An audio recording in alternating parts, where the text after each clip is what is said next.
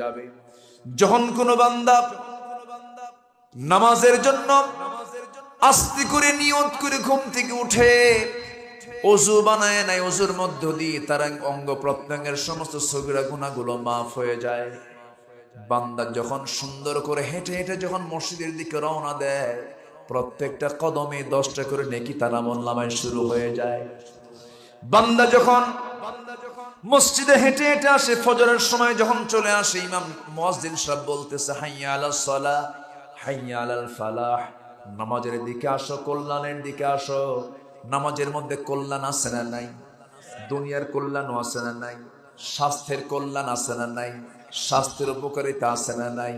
Diabetes হলে মানুষ হাঁটে কোন সময়? কোন সময় হাঁটে? সকালবেলা হাঁটে।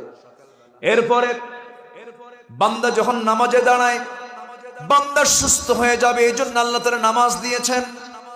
বর্তমান দুনিয়ার সবচেয়ে একজন বড় ডাক্তার, হিন্দু ভদ্রলোক ডাক্তার দেবী শেঠি। দেবী শেঠির নাম শুনছেন কিনা জানি না। বড় একজন ডাক্তার দেবী শেঠি, গোটা পৃথিবীর ওয়ার্ল্ড ফেমাস একজন ডাক্তার দেবী শেঠি। তিনি বললেন, একদিন তার স্ট্যাটাসে বলেছেন, আমি গোটা দুনিয়ার বিভিন্ন জাতির ব্রেন এবং হার্ট আমি গবেষণা করে দেখেছি, আমি চেক করে দেখেছি। হিন্দুর দেখেছি, মুসলমানের দেখেছি, বৌদ্ধর দেখেছি, খ্রিস্টানের দেখেছি, ইহুদির দেখেছি, কিন্তু আমি লক্ষ্য করে দেখেছি পৃথিবীর মধ্যে সবচেয়ে সুস্থ ব্রেন এবং সুস্থ হার্ট হলো যে মুসলমান 5 ওয়াক্ত নামাজ পড়ে। যেরকম সুবহানাল্লাহ।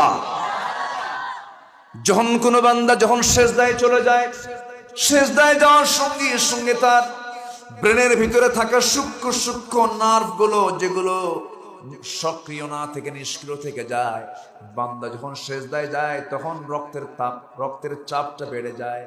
নিষ্ক্রিয় রগগুলো, ভেইনগুলো সঙ্গে সঙ্গে সক্রিয় হয়ে যায়। হার্টের জীবনের শক্তিটা বেড়ে যায়। যে ব্যক্তি 5 ওয়াক্ত নামাজ বা জামাতের সঙ্গে পড়বে, হার্টের মতো ব্রেনের মতো জটিল জটিল রোগ থেকে আল্লাহ তাআলা তাকে হেফাজত করবেন। যেরকম সুবহানাল্লাহ। নামাজের মধ্যে কল্যাণ আছে না নাই?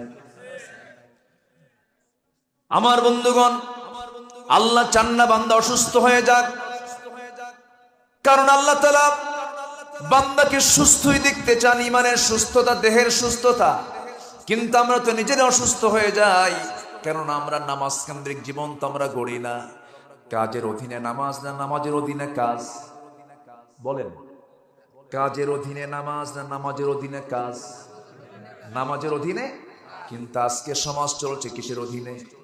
কাজের অধীনে। এই ভাই জান কেন? এই যে সমস্যা, অসুবিধা, দোয়া করে দিই। হ্যাঁ, আলোচনা চালাবো। ভাবতেছি যে আপনারা ঘুমাচ্ছেন কিনা, শুনতেছেন তো?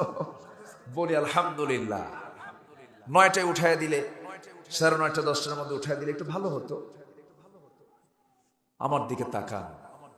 তাহলে আজকে আমার সাবজেক্ট হচ্ছে ভালোবাসা। 1 নম্বর ভালোবাসা হবে কার সাথে? নামাজ বাদ দিয়া। সবাই কি নামাজ পড়তে রাজি আছেন? 5 ওয়াক্ত নামাজ পড়তে রাজি আছেন কারে? জোরে বলি ইয়া আল্লাহ। আরো জোরে বলি ইয়া আল্লাহ।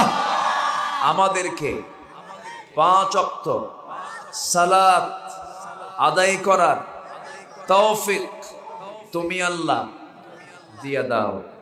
জোরে বলি আমিন। আরো জোরে আমিন। কষ্ট পাচ্ছেন আপনারা? মায়েরা কি মাহফিলে আছে? মেয়েরা আসছে মাহফিলে? বলি আলহামদুলিল্লাহ।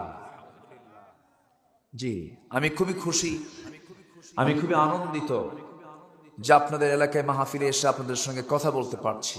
এবং আজকের মাহফিলে অনারেবল এই যে আমার সোহেল ভাই আছেন, কত ব্যস্ত মানুষ।